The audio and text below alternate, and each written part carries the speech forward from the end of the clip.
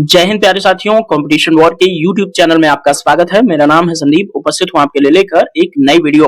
दोस्तों, आज की वीडियो में हम बात करेंगे इजराइल की एक एयर स्ट्राइक के बारे में जो कि लेबनान में की गई। लेबनान में की गई इस एयर स्ट्राइक में हसन नसरुल्लाह की डेथ हो गई है। और हसन नसरुल्लाह कौन है दोस्तों?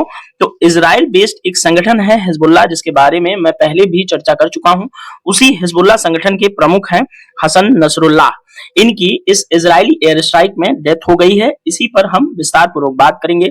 यदि आप चैनल पर नए हैं तो सबसे पहले आप चैनल को सब्सक्राइब करके बेल आइकन को हिट कर दीजिए, ताकि आने वाले जो वीडियोस हैं उनके अपडेट्स आपसे मिस नहीं होने चाहिए। साथ ही वीडियो के डिस्क्रिप्शन को चेक कर लीजिएगा, क्योंकि यहाँ पर हमने कंपटीशन वॉर के टेलीग्राम चैनल को शेयर कर रखा है, जहां पर आपके लिए डेली बेसिस पर 4 न्यूज़पेपर, 2 हिंदी में 2 अंग्रेजी में शेयर किए जाते हैं। साथ ही चैनल से संबंधित कुछ अपडेट्स और वीडियो से संबंधित जो सिमिलर वीडियोस होती हैं जो मेरे द्वारा चैनल पर पहले बनाई जा चुकी हैं, उसको भी हम शेयर करते हैं डिस्क्रिप्शन के अंदर। तो दोस्तों, कुल मिलाकर ये वीडियो आपके लिए बहुत अधिक इंपॉर्टेंट होने वाला है, क्योंकि ये वीडियो मध्य पूर्व को किस तरह से युद्ध स्थल में बदल सकता है, इस वीडियो के अंदर इतनी ताकत है, यानी कि इस घटना के अंदर इतनी ताकत है।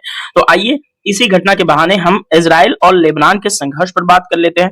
साथ ही हसन नसरुल्लाह की मृत्यु के बाद मिडिल ईस्ट में किस तरह का माहौल होने वाला है, इस पर भी आपसे बात करेंगे। साथ ही हिजबुल्लाह जैसे संगठन के बारे में हम विस्तार पूर्वक बात करेंगे कि हिजबुल्लाह और इजराइल की इस तरह से लड़ाई क्यों है। साथ ही हिजबुल्लाह को बनाने में, हिजबुल्लाह को शीर्ष पर ले जाने में हसन नसरुल्लाह का किस तरह का रोल रहा है, इस पर भी हम बात करेंगे। तो चलिए आइए वीडियो की शुरुआत करते हैं।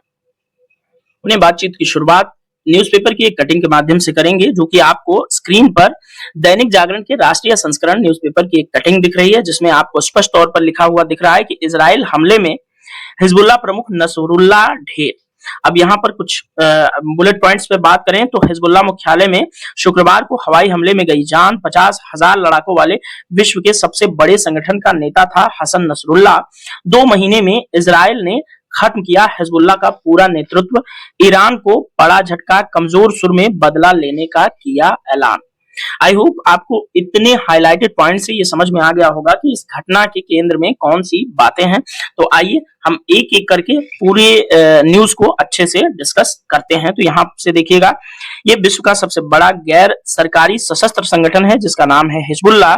इसके प्रमुख हैं सैयद हसन नसरुल्लाह। इनकी इजराइल के हवाई हमले में मौत हो गई। नसरुल्लाह की मौत शुक्रवार शाम बेरूत के एक उपनगर दाहिए स्थित हिजबुल्लाह के मुख्यालय पर इजराइल के हमले में हो गई थी, लेकिन उनकी पुष्टि शनिवार को हुई। पहले इजरायली सेना ने कहा, हमने आतंकी संगठन हिजबुल्लाह के नेता को मार डाला, वह पूरी दुनिया के लिए खतरा था। इसके कुछ घंटे बाद हिजबुल्लाह ने भी मान लिया कि उसका नेता अब इस दुनिया में नहीं रहा। हसन नसरुल्लाह का मारा जाना ईरान और उसके सहयोगी संगठनों के लिए एक बड़ा झटका है।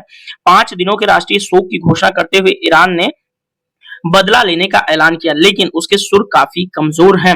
नसरुल्लाह के मारे जाने के बाद ईरान ने अपने सर्वोच्च नेता अयतुल्लाह अली खामनेई को अज्ञात स्थान पर भेज दिया है। महज 2 महीने में हिजबुल्लाह के पूरे नेतृत्व को खत्म कर देना इजराइल की एक बड़ी सफलता है। आई होप आपको अभी तक कहानी पूरी समझ में आ गई होगी। थोड़ा सा और आगे बढ़ेंगे।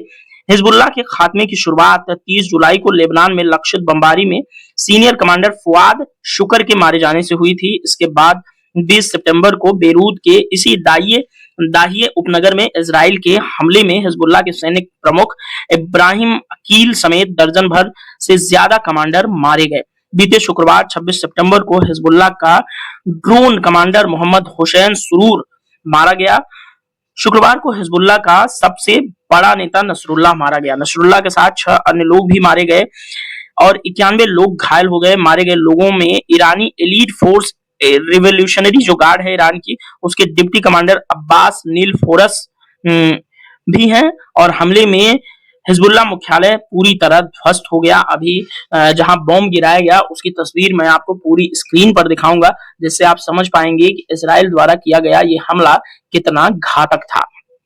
दोस्तों, शनिवार सुबह इजरायली विमानों ने बेरूत में हवाई अड्डे के नजदीक दक्षिणी लेबनान में बमबारी की, तो हिजबुल्लाह लड़ाकों ने भी इजराइल पर 80 रॉकेट दागे। यमन के हौती विद्रोहियों ने इजराइल पर हमले के लिए बैलिस्टिक मिसाइल छोड़ी। लेकिन उसे इजरायली डिफेंस सिस्टम ने आकाश में ही नष्ट कर दिया। इजरायली डिफेंस सिस्टम आयरन डोम की बहुत ज्यादा बात चलती है। किसी वीडियो में, किसी सेपरेट वीडियो में हम आपसे इजराइल का जो एयर डिफेंस सिस्टम है वो कितने लेयर में है इस पर भी हम बात करेंगे। तो आई होप आपको इस वीडियो के अंदर इस न्यूज़पेपर की कटिंग के अंदर अभी तक का पूरा जो घटनाक्रम हुआ, जो करंट जो कंटेक्स्ट है वो आपको समझ में आ गया होगा। यहाँ पर इस साइड में आपको दिखेगा कि 32 वर्षों के नेतृत्व में फूंकी गई हिजबुल्लाह में जान, यानी कि जो हसन नसरुल्लाह हैं उन्होंने थे, अब आप बोल सकते हैं, उन्होंने जो है हिजबुल्लाह के अंदर बहुत ही अच्छे तरीके से नेतृत्व करके हिजबुल्लाह को काफी शीर्ष पर पहुंचाया। ठीक है, और यहाँ पर आप हसन नसरुल्लाह जी के योगदान जो हिजबुल्लाह के अंदर है उनको आप पढ़ सकते हैं। सफीउद्दीन को मिल सकती है कमान, तो अब हिजबुल्लाह की कमान कौन संभालेगा उसके बारे में यहाँ पर बात की गई। 80 टन बमों से बंकर बर्बाद हुआ, ये चीज आप देख लीजिएगा, कोई बहुत खास नहीं है, इसलिए मुझे इंपॉर्टेंट नहीं लग रहा है बातचीत करना इस पर। हाँ, अमेरिका के राष्ट्रपति जो बाइडेन का क्या कहना है इस पर, ये आप जरूर जानिएगा।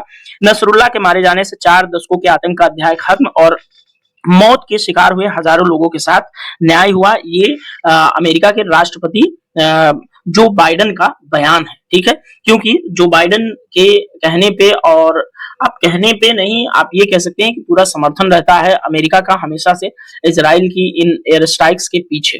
ठीक है, तो आई होप आपको ये न्यूज अच्छे से समझ में आई होगी। इस वीडियो के अंदर थोड़ा सा आइए और आगे बढ़ते हैं। दोस्तों यहाँ पर हमने इंग्लिश न्यूज़पेपर की भी एक कटिंग लगा दी है, जिसमें सेम वही न्यूज है जो हमने हिंदी में जिसकी बातचीत कर ली है। यहाँ पर देखिए, Hezbollah chief killed in Israeli strike in Lebanon, Lebanon के अंदर की गई एक इजरायली एयर स्ट्राइक के अंदर हिजबुल्लाह का चीफ मारा गया। ठीक है, वही बात है और कुछ इंपॉर्टेंट नहीं है बहुत ज्यादा कि मैं इस वीडियो के अंदर आपको पढ़ पढ़ के बताऊं। अब थोड़ा सा आप वीडियो को पॉज कीजिए, यानी कि रोक लीजिए, उसके बाद इस पूरे घटनाक्रम को अंग्रेजी में पढ़ के आप समझकर आगे बढ़ सकते हैं। और हिंदी माध्यम के विद्यार्थियों के लिए मैं डिस्कस पहले ही कर चुका हूं। हालांकि मैं इंग्लिश न्यूज़पेपर की कटिंग इसीलिए लगाता हूं कि अगर उसमें कुछ हिंदी से छूट जाए तो मैं उसको भी डिस्कस कर सकूं, लेकिन मुझे यहाँ नहीं लग रहा है कि कुछ छूटा हुआ है, इसलिए हम इस न्यूज़पेपर की कटिंग को स्किप करके आगे बढ़ सकते हैं। दोस्तों यहाँ पर एक अन्य न्यूज़पेपर की कटिंग के माध्यम से आपको ईरान का मुस्लिमों से इजराइल के मुकाबले का आह्वान किया गया, ये चीज दी है। आप चाहें तो इसको आराम से वीडियो पॉज करके पढ़ सकते हैं। ईरान का जानते हैं हमेशा से, क्योंकि मैं आपको एक बात बता दूं, आपको ये लगेगा कि ईरान बार बार हिजबुल्लाह के मामले में क्यों बोल रहा है, तो मैं एक बात बता दूं कि ईरान का एक प्रॉक्सी संगठन हिजबुल्लाह है। इजराइल के खिलाफ बहुत सारे प्रॉक्सीज जो है ईरान ने खड़े कर रखे हैं, जैसे सीरिया में भी ईरान के प्रॉक्सीज हैं, हिजबुल्लाह नाम का संगठन लेबनान में था, फिलिस्तीनी संगठन है हमास, वो भी प्रॉक्सी संगठन है ईरान का, और हाउती विद्रोही है यमन के अंदर, वो भी ईरान के एक प्रॉक्सी संगठन है जिसको ईरान चोरी छुपे बैकडोर से गोलीबारी में मदद करता है, यानी कि उनको हथियार वगैरह प्रोवाइड कराता है जिससे वो इजराइल के खिलाफ लड़ सकें। इसलिए ईरान को जो है इस हसन नसरुल्लाह की डेथ से दिक्कत हो रही है। ठीक है, आई होप आपको ईरान का स्टैंड यहाँ पर क्लियर हो गया होगा। और वैसे भी ईरान का जो है इजराइल से डायरेक्टली भी कनेक्शन है, क्योंकि अभी 1 महीने पूर्व इजराइल ने सीरिया के अंदर ईरान का एक वाणिज्यिक दूतावास था, वहां पर भी एक एयर स्ट्राइक कर दी, और वहां पर भी ईरान के जो बड़े ऑफिशियल थे सेना के, उनको उन्होंने मार गिराया था। ठीक है, तो ईरान का यहाँ पर तिलमिलाना और ईरान का इस बारे में बोलना लाजमी है। और यहाँ पर थोड़ा सा छोटा सा मैप दिखा है आपको, लेबनान और इजराइल आपको दिख जाएगा जो कि एकदम पड़ोसी हैं। इजराइल के उत्तर में लेबनान है। ठीक है, हालांकि आगे एक बड़ा मैप मैं आपसे इस घटना से संबंधित डिस्कस करने वाला हूं। यहाँ पर देखिए, महबूबा ने नसरुल्लाह को बताया शहीद। ये जो हमारे पीडीपी के अध्यक्ष हैं कश्मीर की, जो से ये महबूबा मुफ्ती जी, उन्होंने जो है नसरुल्लाह को शहीद बताया है।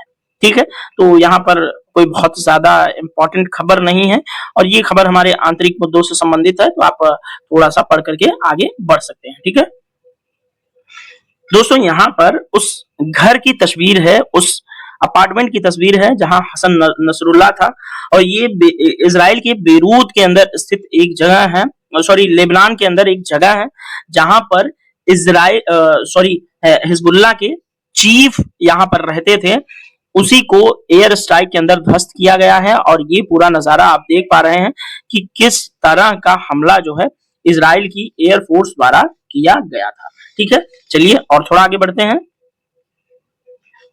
दोस्तों, हम हिजबुल्लाह वगैरह पे बात करें इससे पहले आपको ये समझना आवश्यक है कि ये जो खबर हम डिस्कस कर रहे हैं वो दुनिया के किस हिस्से की है।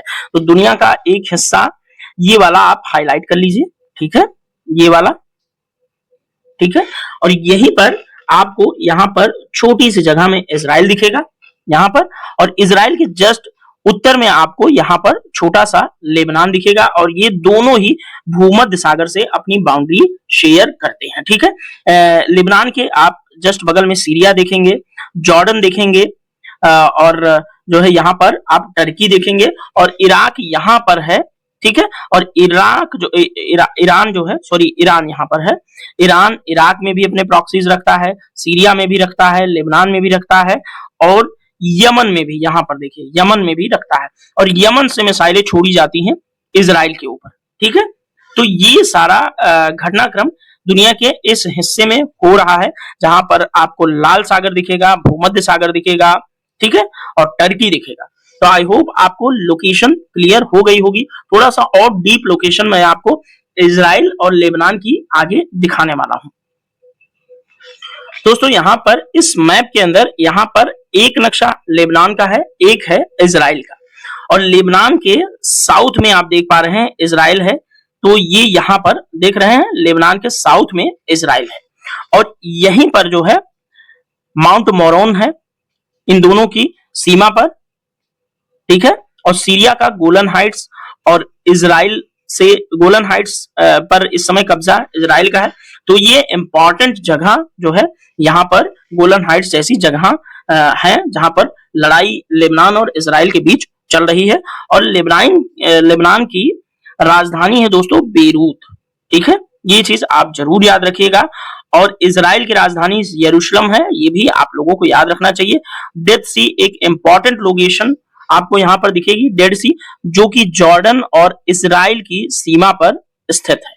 ठीक है, और यहाँ पर आपको मेडिटेरियन सी दिख रहा है। तो आई होप आपको मैप के अंदर इजराइल की, लेबनान की अच्छे से समझ हो गई होगी। चलिए अब थोड़ा सा और आगे बढ़ते हैं।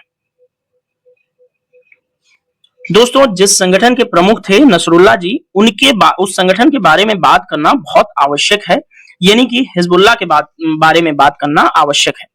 40 साल पुराना संगठन है, यहाँ पर सारी चीजें दी हुई हैं और इसको हम देख लेते हैं। देखिए, जो है हिजबुल्लाह संगठन की विचारधारा सिया विचारधारा है, जो कि ईरान की भी विचारधारा सिया विचारधारा है, यानी कि सिया मुस्लिम ही ईरान में भी रहते हैं और लेबनान में भी रहते हैं। ठीक है, हिजबुल्लाह की स्थापना हुई 1882 में लेबनान के अंदर। लीडर इसके हसन नसरुल्लाह। मकसद क्या है? इजराइल को खत्म करना और अमेरिकी आधिपत्य को चुनौती देना। तो इनका सीधा सा जो उद्देश्य था हिजबुल्लाह का, वो इजराइल को खत्म करना ही था। इसीलिए इजराइल ने कहा कि तुम हमको जब खत्म करने का उद्देश्य बना चुके हो तो लाओ मैं तुमको ही खत्म कर देता हूं, जिसका सबूत यहाँ पर आपको दिख रहा है कि इजराइल ने हिजबुल्लाह की पूरी लीडरशिप को खत्म कर दिया है। अब हिजबुल्लाह के बारे में थोड़ा और बात करेंगे। इसके कम से कम 45,000 लड़ाके हैं, 20,000 एक्टिव हैं और 25,000 इसके रिजर्व हैं। कमाई के मामले में दोस्तों तो $70 करोड़ हर साल। एक बड़ा हिस्सा ईरान से इसको मिलता है। ठीक है, तो ईरान क्यों देता है इसको पैसा? क्योंकि ईरान का एक प्रॉक्सी है, ईरान एक प्रॉक्सी के तौर पर यूज करता है हिजबुल्लाह को इजराइल के खिलाफ में। दोस्तों, ईरान हिजबुल्लाह को हथियार, ट्रेनिंग और खुफिया मदद भी मुहैया कराता है। हथियारों की बात कर लीजिए तो यहाँ पर देख लीजिए किस तरह के हथियार, anti tank guided missile, anti ship missile, anti aircraft missile, air defence system, इस तरह की चीजें जो है इजराइल के मुताबिक हिजबुल्लाह के पास पड़ी हुई हैं। और हिजबुल्लाह को आतंकवादी संगठन घोषित किया है पश्चिमी देशों ने। एक बार मैं हिजबुल्लाह पर कोई वीडियो किया हुआ था इससे पहले, और मैंने वहां पर हिजबुल्लाह को आतंकवादी संगठन बोल दिया था। तो कोई एक मुस्लिम भाई पाकिस्तान से थे या कहीं से थे, वो नाराज हो गए थे। तो भाइयों, हाथ जोड़ के विनती है कि मेरा ये कोई ऐसा मोटिव नहीं है, क्योंकि मेरी सरकार जो है, मेरी भारत सरकार, हमारे प्रधानमंत्री जी कभी भी जो है हिजबुल्लाह जैसे संगठन को उन्होंने आतंकवादी संगठन नहीं घोषित किया। तो इसलिए हमें बोलने का कोई अधिकार नहीं है। तो इसलिए ध्यान रखिएगा, जो भी बोल रहा हूं ये अमेरिका ने कहा है, अमेरिका के नेतृत्व में पश्चिमी देश हिजबुल्लाह को आतंकवादी संगठन बोलते हैं, इसलिए यहाँ पर ये शब्द मैं यूज कर रहा हूँ। इसलिए अगर किसी का सेंटिमेंट हर्ट होता है तो उसके लिए मैं पहले से माफी चाहूंगा। अब आइए हसन नसरुल्लाह के बारे में बात कर लेते हैं। तो इनका जन्म 1960 में हुआ था। 32 साल इन्होंने जो है हिजबुल्लाह को अच्छे से संभाला। तो यहाँ पर एक टाइमलाइन दी हुई है। तो इनका जन्म जो है 1960 में बेरूत में हुआ। 15 साल की उम्र में इजराइल के खिलाफ ये एक विद्रोही गुट ज्वाइन किया इन्होंने। 1982 में इन्होंने हिजबुल्लाह का गठन किया और ये जो है फाउंडिंग मेंबर थे हिजबुल्लाह के। 1992 में हिजबुल्लाह के चीफ बन गए और 2006 में इजराइल को लेबनान से इन्होंने खदेड़ दिया था। अब किस तरह से लगभग 1-1.5 महीने 2 महीने के अंदर ही हिजबुल्लाह की पूरी लीडरशिप को इजराइल ने खत्म किया, वो देख लीजिए। यहाँ पर हम आते हैं तो यहां से देखना शुरू करते हैं पहले से। तो मोहम्मद नासेर हैं, अजीज यूनिट के कमांडर थे, इनको इजराइल के एयर स्ट्राइक में मारा गया। फिर तालिब सलीम अब्दुल्लाह हैं जो कि हिजबुल्लाह नसार यूनिट के कमांडर थे, इनको मारा गया। फिर वसीम अल तवील रदवान फोर्स के कमांडर थे, इनको मारा गया। अली काकरी को मारा गया। इब्राहिम अकील को मारा गया। फुआद शुक्र को मारा गया। और अब हसन नसरुल्लाह जो कि हिजबुल्लाह के चीफ थे, उनको खत्म कर दिया गया इजराइल के द्वारा। ठीक है, तो आई होप आपको हिजबुल्लाह के बारे में अच्छे से समझ में आया, हसन नसरुल्लाह के बारे में समझ में आया और हिजबुल्लाह की लीडरशिप किस तरह से खत्म हुई इसके बारे में भी आपको पता चला। आइए थोड़ा सा इससे संबंधित कुछ और कंटेंट डिस्कस कर लेते हैं। दोस्तों, आपने 2-3 दिन पहले सुना होगा कि वॉकी टॉकी और पेजर के अंदर जो है बॉम्ब से धमाका हो गया लेबनान के अंदर। लेबनान में हिजबुल्लाह के कई चीफ जो थे, अलग अलग यूनिट के चीफ जो है, जो कमांडर थे, वो कुछ वॉकी टॉकी यूज कर रहे थे, कुछ पेजर यूज कर रहे थे और उसमें अचानक से विस्फोट हुआ और वो मारे गए। तो ये पूरी इसके पीछे पूरी फील्डिंग थी वो इजराइल की थी और इजराइल ने एक एक करके हिजबुल्लाह के काफी बड़े ओहदे पर बैठे कमांडर्स को और उसमें मुख्य भूमिका निभा रहे लोगों को किस तरह से मारा। यहाँ पर देख लीजिए क्या हुआ। तो हिजबुल्लाह के पेजर और वॉकी टॉकी सोलर एनर्जी में विस्फोट लगाए। क्या हुआ, तो एक साथ शहर के कई घरों में, दफ्तर में, बाजार में, दुकानों में ब्लास्ट हुआ। आंखों और जांघों पर चोट पहुंची। दावों के मुताबिक हिजबुल्लाह से जुड़े 500 लोगों ने आंखें खो दी, यानी कि आंख से वो अंधे हो गए।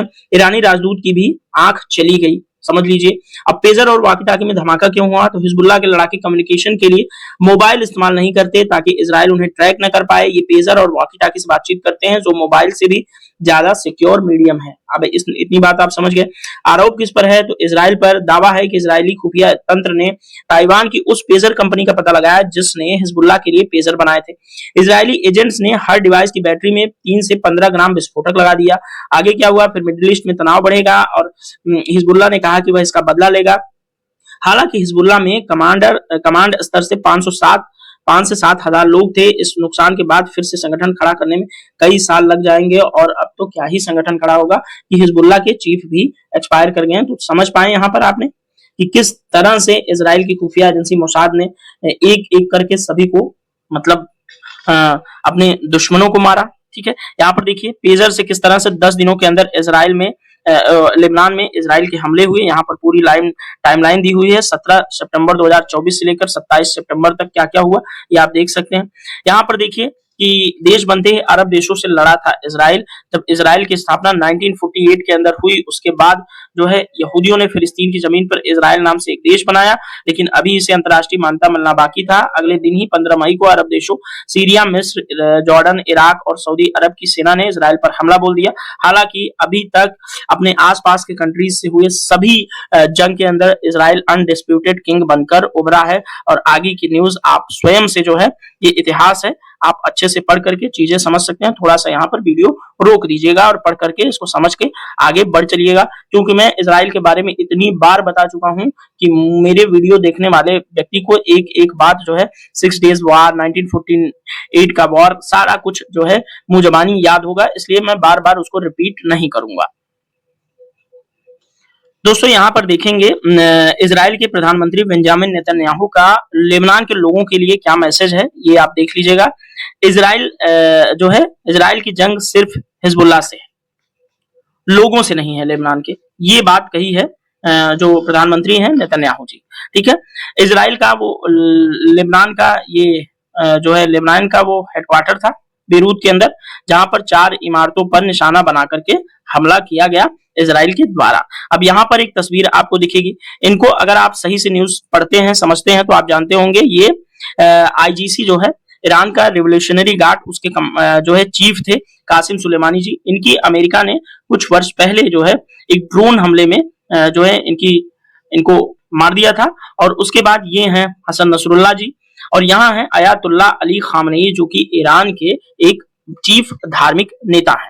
तो इन सभी लोगों के साथ हसन नसरुल्लाह की तस्वीर आपको कनेक्शन दिखाती ही है, और अभी तक मैंने जितने भी कंटेंट आपसे शेयर किए उसमें आपको ये कनेक्शंस जो है साबित हो गए होंगे और समझ में आ गया होगा कि हसन नसरुल्लाह का ईरानी कनेक्शन क्या था। ठीक है, तो आई होप आपका इस वीडियो के अंदर जो भी घटनाक्रम हमने डिस्कस किया सारा चीजें क्लियर हो गई होंगी। यदि कुछ चीजें रह जाती हैं तो आप कमेंट बॉक्स में अपनी प्रतिक्रिया दर्ज करा सकते हैं या कुछ पूछ सकते हैं इस घटना के संबंध में। ठीक है दोस्तों, ये मुद्दा इतना जटिल होता है कि इसके बारे में बात करते हुए हमेशा सावधानी बरती जाती है कि किसी मुस्लिम भाई का, किसी यहूदी भाई का जो सेंटिमेंट हो वो हर्ट नहीं होना चाहिए। इसलिए सीमित जानकारी और सीमित शब्दों का इस्तेमाल मेरे द्वारा इस संबंध में किया जाता है। दोस्तों, ये वीडियो कैसा लगा आप जरूर बताइएगा। इस वीडियो में फिलहाल इतना ही। अगर नेक्स्ट कोई अपडेट आती है तो मैं आप लोगों को ये अपडेट जरूर शेयर करूंगा। तो इस वीडियो में इतना ही, मिलेंगे नेक्स्ट वीडियो में, तब तक के लिए thank you so much, bye bye, Jai Hind, Ram Ram, Bharat माता की जय।